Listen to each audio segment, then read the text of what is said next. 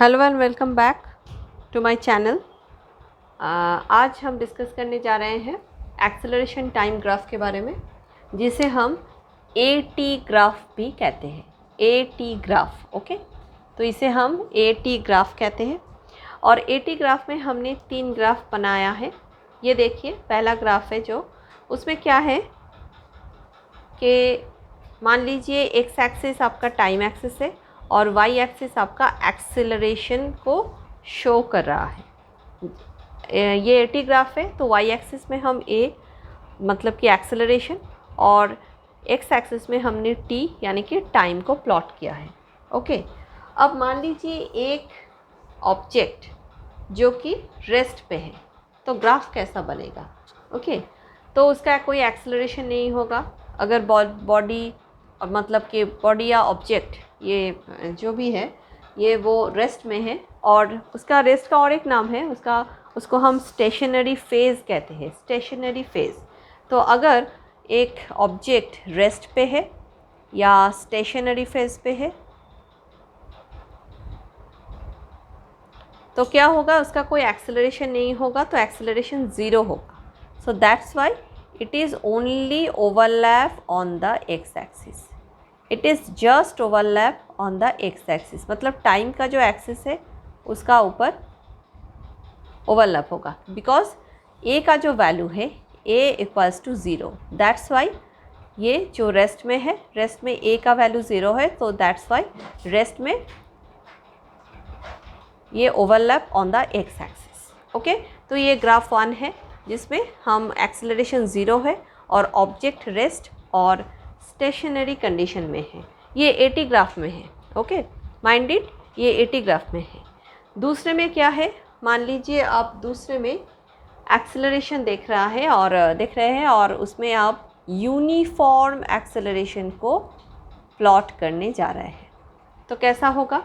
Uniform acceleration का मतलब है इक्वल टाइम ऑफ इंटरवल में इक्वल वेलोसिटी का चेंज होना।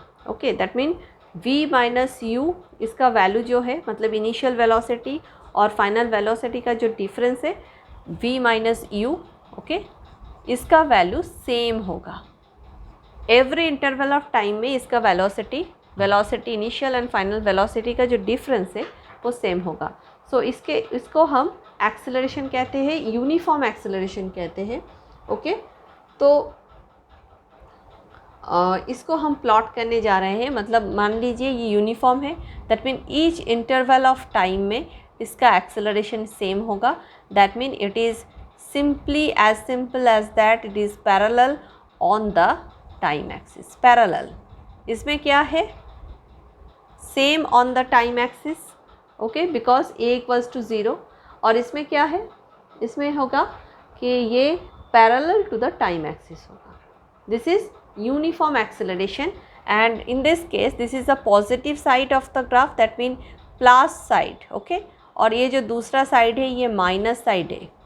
तो in this case in this graph it is actually acceleration is positive acceleration. okay, तीसरा जो ग्राफ है इसमें हम देखेंगे कि जब कोई ऑब्जेक्ट या कोई बॉडी रिटार्डेड कंडीशन में है, मतलब उसका एक्सेलरेशन जो है वो यूनिफॉर्म तो है पर रिटार्डेड है, मतलब उसका जो एक्सेलरेशन है वो नेगेटिव है। Okay, this is for the negative acceleration. Okay, so इसका मतलब नेगेटिव एक्सेलरेशन का मतलब क्या है? v is less than u, मतलब उसका इनिशियल वेलोसिटी जो है उससे फाइनल वेलोसिटी जो है, मतलब इनिशियल वेलोसिटी से फाइनल वेलोसिटी कम है। So that's why it is in the negative acceleration. और नेगेटिव एक्सेलरेशन को हम क्या कहते हैं? उसे हम रिटार्डेशन कहते हैं। रिटार्डेशन। तो इस AT ग्राफ में हम क्या देखेंगे? रिटार्डेशन, ये नेगेटिव है, सो इसका वैल्यू अभी नेगेटिव साइड में होगा। बट ये यूनिफॉर्म है बिकॉज इक्वल टाइम इंटरवल में उसका वैल्यू सेम है।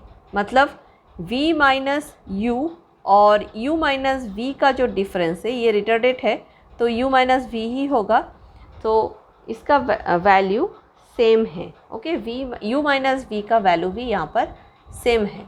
सो इनिशियल सेम है, बट इनिशियल जो वेलोसिटी है और फाइनल जो वेलोसिटी है, इसमें फाइनल वेलोसिटी का वैल्यू कम है इनिशियल वेलोसिटी से। So that's why it is the uniform retardation, but u minus v is always the same. That was the graph is plotted on the negative side. So it is plotted on the negative side. Suppose in first interval of time it is in this position, this acceleration, okay, plotted acceleration, negative acceleration. In this side it is positive acceleration, okay.